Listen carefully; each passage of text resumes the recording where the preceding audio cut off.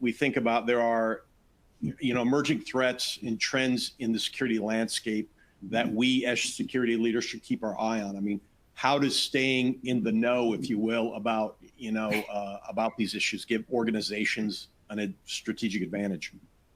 Oh, I mean, it's a must. I mean, I think hearing Rachel kind of share all of those different kind of inflection points in the state of where we're at, in security with what's happening in the world, there's definitely value in making sure that you are staying up to date on, what are the top risks that are hitting not just your own sort of organization, but I think, in general, sort of what's happening in the world. I'll point out a couple things that, kind of come to mind as I think about emerging threats and trends. The World Economic Forum had, I want to say, 3 to 4, risks related to climate change or lack of climate change adaptation, just in their top 10.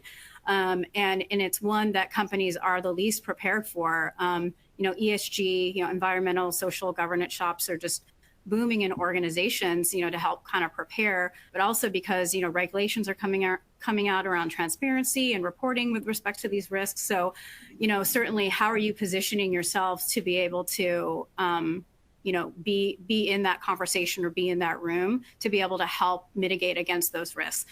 I think another big one that's been around for some time, I think with deep fakes, but just getting more play now with ChatGPT, is just, how fast and ubiquitous AI is now, and the rate of change, and how much, how fast, these types of AI and what impact is that having, not only to the company, but again, like to the world. I think Rachel hit on this as well. Just the last one I'll share, in just sort of the state of, the economy, and just like unemployment numbers. We look at layoffs, and where we are with wellness and mental health. Look, security, there's always going to be fires. Just the nature of our business is, there are always going to be fires that we are going to be putting out. But it certainly feels like the fire has gotten hotter with this dimension in mind. I mean, how many of us are doing more with less?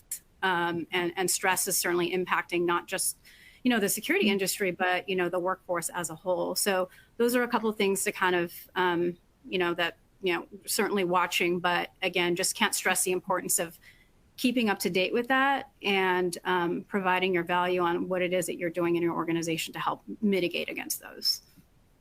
Yeah, I love the idea that, hey, well, I love the idea we're all in risk, and those listening in, I mean, we understand the weird world we live in, but I love the idea of understanding what what your priorities are, but also like understanding what, these requirements are that you have to do day to day, but then kind of having that bigger lens and saying, what are we thinking about largely and generally that might have long-term effects to our organization or our business. Rachel, what would you add to Arian's comments here?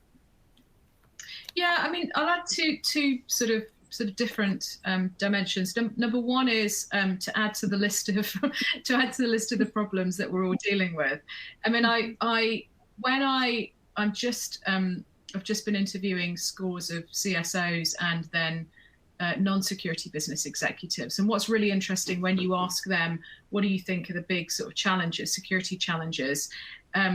Geopolitics, they're both talking about geopolitics. They're both talking about things like activism and civil unrest. And again, the sort of the social and economical tectonic plates kind of worrying them about what it will mean. And they're all talking about cyber. I think there remains a thorny and open question within our community about the relationship between physical security and cyber security. Very few companies have converged those two functions, but I think it is an open question that we have to come back to in a slightly different way than we have previously. So I think that those are certainly things that I've seen an insider risk as well, very high up the agenda for many corporate security departments. In terms of like a second or flip side of that is, I think we would all agree that intelligence, getting ahead of the game, being proactive rather than reactive. I mean, these are things we all say, right? What I hear from particularly the next generation that we're just surveying at the moment is we're not investing enough in that stuff. we might be talking a lot about it, but we're not investing as much as we should be doing into intelligence. That community doesn't feel like they're getting enough training and development, have access to enough resources to do that kind of stuff well.